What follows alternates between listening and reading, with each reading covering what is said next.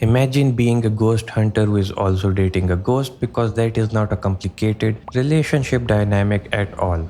Banishers Ghosts of New Eden is a game that asks you to choose between your professional vows and your desperate desire to not be single again. It launched on February 13, 2024 on Windows, Xbox Series X and S, and PlayStation 5, which was a truly hilarious time for any game to come out. The gaming industry was busy throwing shiny things like Final Fantasy VII Rebirth and Helldivers 2 at the public, and everyone acted like they had never seen a video game before.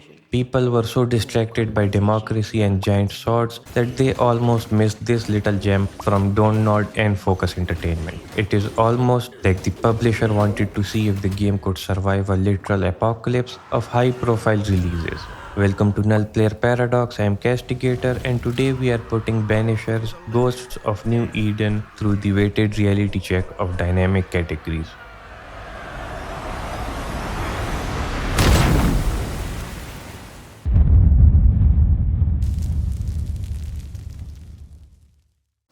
I played this on Windows with everything set to the very high preset because I enjoy testing the limits of my sanity and my hardware. The performance was smooth for the most part, but I did notice occasional frame drops and minor stuttering, which is exactly what I expect from a game that looks this pretty. There were also some very minor vegetation pop-ins and texture flickering, which made the bushes look like they were having a tiny disco party.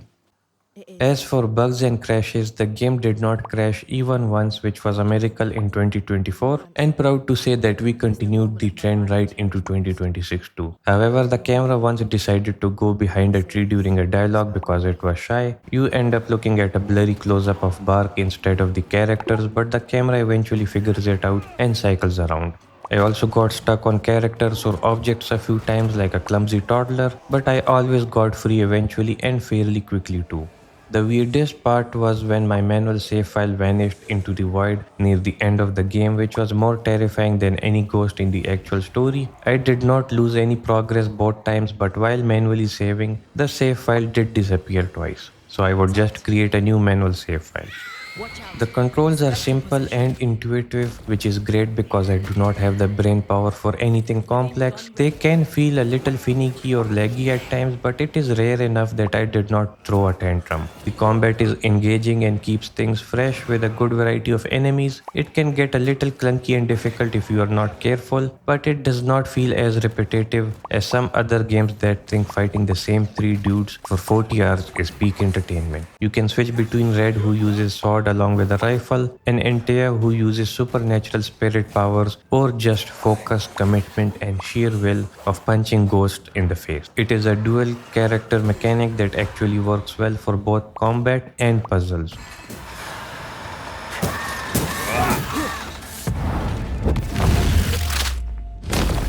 Back down to hell!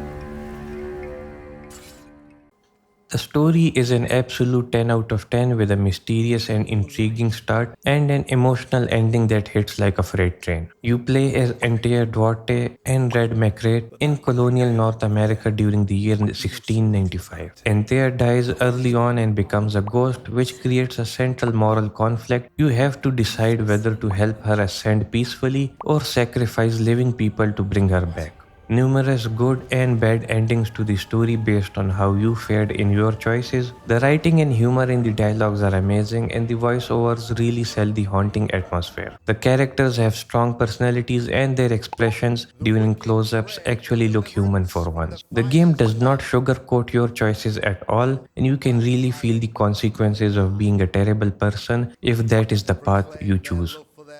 Yet, in his name, they serve themselves. The world design is beautiful with interconnected areas that feel like a well-detailed maze. It is not a massive empty open world, which is a blessing because I am tired of walking through digital deserts. Each area has its own lore and environmental storytelling that makes the world feel lived in.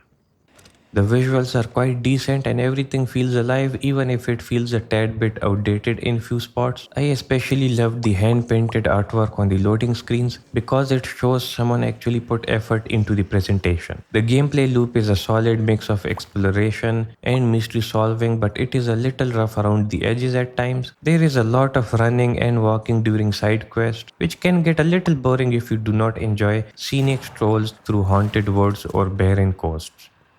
You get a decent amount of customization for your outfits and weapons, and you can upgrade everything to your heart's content. I do wish there was a way to change the appearance of gear without losing the stats, because some items look great but have terrible abilities for my playstyle. There is no crafting in this game, so do not expect to be hunting for recipes like a digital chef. You just buy, sell, collect, and upgrade. It is simple, but it works for what the game is trying to achieve. The fun meter stays high because the side quests and haunting cases are actually worth doing. If you skip them, you are basically eating the crust of a pizza and throwing away the middle. I really recommend that you take the time and do all of the side activity and haunting cases. They don't take too long and makes the ending worth it. Otherwise, you may regret skipping on the haunting cases in the end. Before we get to the final score, here are some tips for those of you brave enough to try this. Invest your points into skills that replenish health during combat because those 3 potions will vanish faster than my motivation on a Monday. Switch to Antea as much as possible during fights to keep Reds safe and use their specific strengths against different enemy types. Unlock every resting camp you find because fast travel is the only thing that will save you from getting bored of walking. Also, make sure to break every crate you see because they sometimes hide useful materials, and everyone loves a little property damage in video games. Overall, this experience was vivid and emotionally engaging, and it lays down a solid foundation for a movie, in my opinion. It can be a little slow at times, but if you endure through it, you will not be disappointed. Banishers Ghosts of New Eden earns a final score of 87%. Thank you all for listening to my rambling about ghost romance and colonial problems. Keep watching, keep playing. You are not released, but exiled.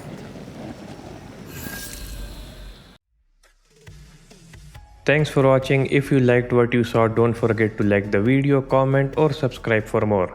It really helps the channel out and I truly appreciate it a lot. Take care, keep watching, and keep gaming.